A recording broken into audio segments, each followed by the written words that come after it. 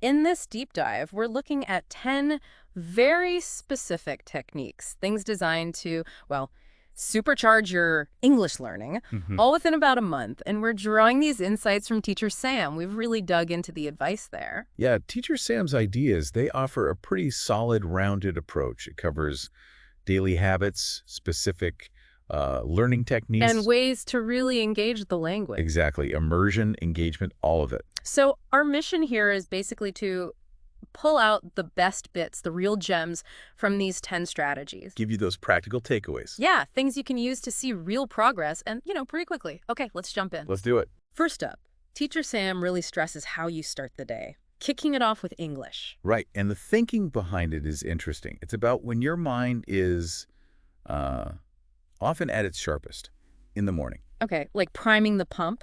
Kind of, yeah. Yeah. You're setting your brain up for learning. Mm. Making English the first focus, it creates this proactive mindset for the whole day. That makes sense. Grab that fresh mental energy. And the steps are pretty simple, too. Very. Like listening to an English podcast, maybe a YouTube clip while you're having breakfast. Okay. Repeating a positive sentence, something like, today I speak English confidently. Nice little affirmation. Yeah. And maybe reviewing just, say, 5 new English words. And importantly, seeing them in example sentences. So these small morning steps, they build up. Absolutely. Think about the bigger picture of language learning. That listening tunes your ear. The sentence boosts your mindset, which is huge for learning. Right. And those few words, daily, they really accumulate. It's like a snowball rolling downhill. I like that. Building momentum early, making it a habit, even if you're busy. Exactly. It fits in. Okay, next technique. This one's more active.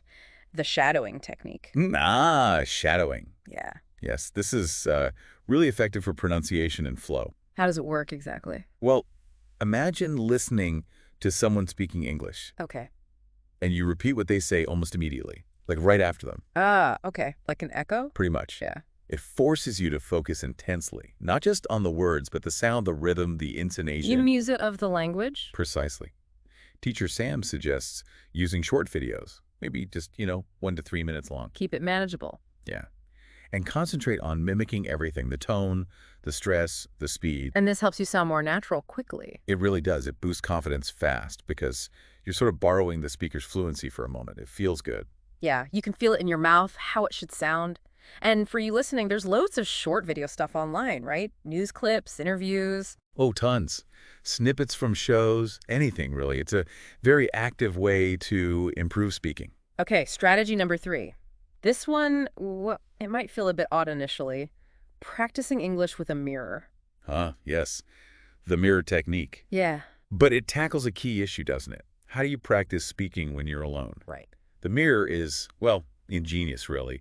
It helps your fluency and your body language. 2 birds with 1 stone.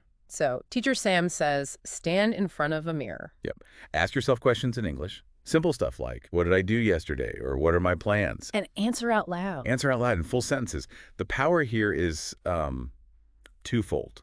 You're practicing forming thoughts in English and saying them. That's fluency practice. Okay. But you're also watching yourself, your expressions, your gestures.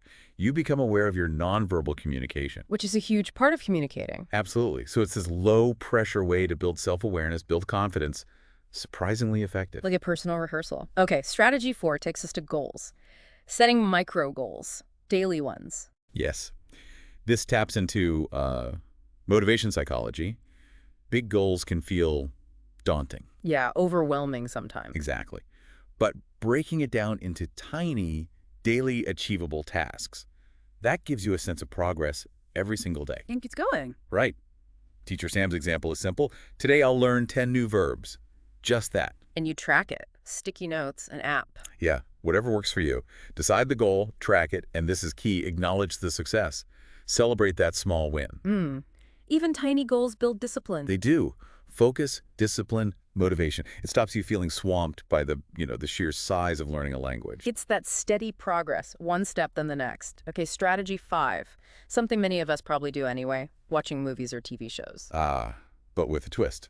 Watching them in English with a specific learning goal. Right, not just zoning out. Exactly. It's turning leisure into, well, active learning. Teacher Sam suggests picking genres you actually like. Makes sense. Keep it enjoyable. Turn on the English subtitles, at least at first, and pause now and then. Pause. Why pause? To notice things. Yeah. Jot down interesting phrases, new words you hear used naturally. So it's active watching, active listening. Precisely. It massively helps listening skills, vocabulary, understanding how people really talk, even cultural nuances. And for you listening, it can feel less like studying, more like fun, but you're still learning. Yeah, absorbing language while enjoying yourself. Yeah. Okay, number 6, brings people into the mix. Joining an online English-speaking group. Right, because you need to actually use the language with others. Crucial step. And Teacher Sam mentions platforms like Facebook, WhatsApp, Telegram, lots of places to find free clubs. Free clubs, that's great. Yeah, you can practice with live sessions or just exchanging voice notes. Lots of options. What about being scared of making mistakes? That holds people back. It does. And Teacher Sam stresses this. It's okay. It's normal. These groups are usually supportive. Everyone's learning. So the payoff is more confidence. Fluency. Definitely. Real-time practice builds confidence, improves fluency, and you connect with other learners too. So if you're hesitant, maybe dip a toe into one of those online groups. Worth a try. Okay, number 7, shifts to writing. Keeping an English journal. Journaling. How does writing help speaking? It's maybe less direct, but powerful. Writing regularly in English strengthens a lot of core skills. It helps you think in English. Organizing thoughts. Yeah, and improves grammar, builds active vocabulary. Teacher Sam suggests just short entries, 5-10 sentences a day. About what? Your day, your feelings, your goals, anything. And using a dictionary to look up words as you write. Great vocabulary builder. So it's like a private space for reflection. But you're practicing English at the same time. Exactly. Good for the language, good for, self-insight too. Okay, strategy 8 gets musical. Learning with English songs. This sounds fun. Lots of people love learning with music. It's engaging, isn't it? Teacher Sam suggests starting with simpler songs, maybe slower ones. Easier to catch the words. Right. Read the lyrics while you listen, sing along, maybe highlight words or phrases you like or don't know. Why does music work so well for learning? Well, the rhythm, the melody, they help with memory, right? Things get stuck in your head. Earworms. Exactly. And singing along is direct pronunciation practice. It's fun. Yeah, much better than just drilling grammar. And for you listening, it's easy to fit into your day. Definitely adds enjoyment. Okay, number 9 involves listening to yourself, recording your voice daily. Ooh, I think some people might find that one tough, listening back to yourself. It can be confronting, yeah. But it's such a valuable self-assessment tool. How does it work? Record yourself reading something. Reading or just talking about your day in English, then the important part, listen back. Critically. What are you listening for? Pronunciation habits you didn't know you had. Grammar mistakes you keep making. Things you just don't notice otherwise. And Teacher Sam says, record, listen, then try again. Yes. Aim for improvement each time. It's like getting instant feedback, but from yourself. And you can actually hear the progress over time. That's a huge benefit. Comparing recordings from week to week, hearing yourself get better, that's a massive confidence boost. Okay, I can see that. Powerful self-correction tool. Right, last one. Strategy 10. Making your English flow better. Yes. Learning and using powerful connectors. Connectors. Yeah. Like transition words. Exactly. Those words and phrases that link your ideas in speaking and writing. Things like, however, in addition, furthermore, on the other hand, as a result. Can make you sound more organized. Definitely. Teacher Sam suggests learning just, say, 3 to 5 new ones each day, and then consciously using them. Use them in conversation, in your journal. Both. Practice integrating them.